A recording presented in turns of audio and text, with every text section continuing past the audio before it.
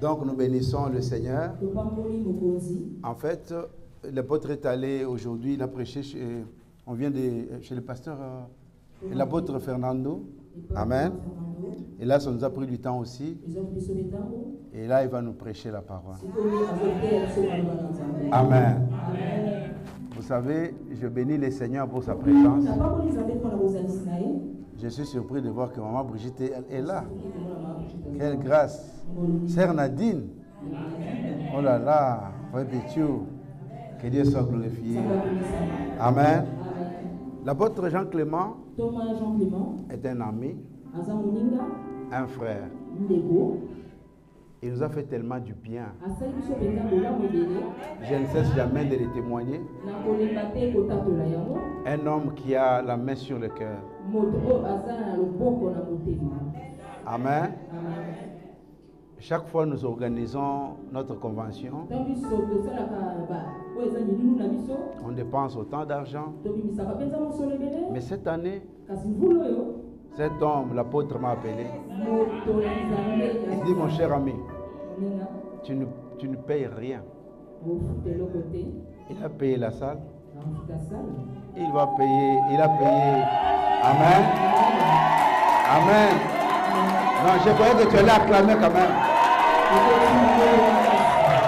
Amen. Non seulement qu'il a payé la salle, mais il a pris tout en charge. Amen. J'étais en train de... Hier, on avait réunion avec qui là? On était avec qui? Oui. Ok. Donc Claudia et les autres. Et pendant la réunion, on a vu les budgets, je ne vous donnerai pas les montants. De ce qu'ils ont proposé, je ne vais pas donner le montant. Mais imaginez-vous que c'est une grâce. Cet homme a accepté de soutenir l'église et de poser cet acte. La salle nous coûte très cher, cette salle. Vous savez, n'est-ce pas? Mais il a payé la salle, tout ce qui est publicité, les logements des musiciens et aussi tout, n'est-ce pas? Comment ne pas acclamer pour ces dieux-là? Amen. Vraiment, cher apôtre, que Dieu te bénisse. Amen. Sans plus tarder, nous allons le recevoir. Il va encore repartir aujourd'hui et lundi, il part au Kinshasa. Amen. Alors nous allons recevoir l'homme de Dieu. Je reconnais son onction. Vous savez, chez les Brésiliens, il a directement prophétisé sur Fernando et Fernando a témoigné devant tout le monde. Il dit, mais non, ce que tu dis là, on vient de me prophétiser. J'ai dit, je reconnais l'apôtre que moi je connais. Qui l'a déjà assisté ici? Qui le connaît? Amen. On va le recevoir comme on reçoit un homme de Dieu. On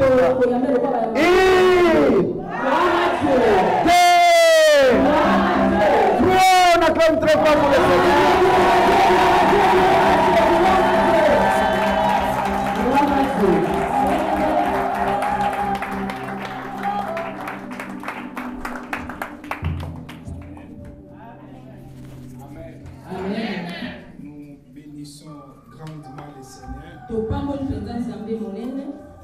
Pour cette opportunité qu'il nous accorde aujourd'hui. Nous croyons réellement que nous allons passer un moment agréable ensemble. Je voudrais, alors que nous sommes debout, que nous puissions prier. Père éternel, Dieu Tout-Puissant, je voudrais pendant ce moment te dire merci pour ce moment que tu nous accordes ici à Bruxelles, ici dans cette paroisse qui est notre paroisse. Nous voulons que ce moment soit sanctifié, nous voulons que toutes choses soient pour ta gloire. C'est en ton sein, notre Christ et Roi, que nous avons ainsi prié. Nous disons tous ensemble Amen. Amen. Alors je voudrais toujours, pendant qu'on est debout, que nous puissions gagner le temps. Je vais parler sur un court message intitulé « L'onction brise les jougs ». Alors nous allons prendre nos Bibles dans... Nous allons commencer avec Ésaïe au chapitre 10e. Et nous allons lire le verset 27e. Comme ça, je vais vous laisser, vous allez vous rasseoir après. La Bible dit, en ce jour, son fardeau sera ôté de dessus ton épaule et son joug de dessus ton cou. Et la graisse fera éclater les jougs. Je voudrais prendre un deuxième texte dans les livres de Ruth, au chapitre 1er et le chapitre 3e. Ruth, chapitre 1er, le verset 4e. Ils prirent des femmes moabites, dont l'une se nommait Orpa et l'autre Ruth, et ils habitèrent là environ 10 ans. Chapitre 3, verset 3.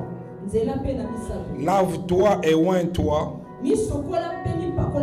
puis remets tes habits et descends à l'air.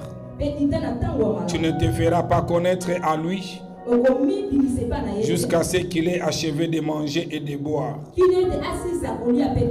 Que l'Éternel transforme ses logos en rima dans la vie de quelqu'un. Merci beaucoup, nous pouvons reprendre nos places. Je voudrais dire merci de tout cœur au Seigneur. Et je voudrais remercier le couple du révérend Jean Bosco et de maman Sandra.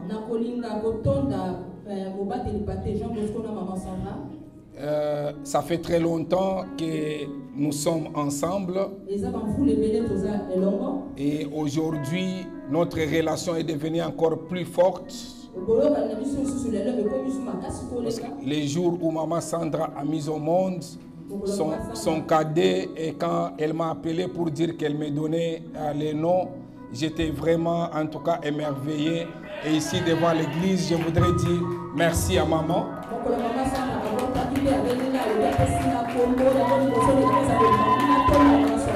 Donc, vous connaissez Johanna, mais maintenant vous les voyez en face. Nous bénissons grandement le Seigneur.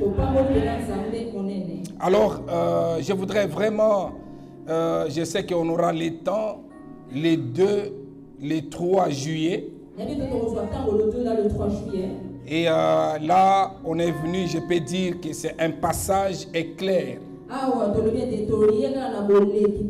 Alors nous allons passer juste quelques moments ensemble.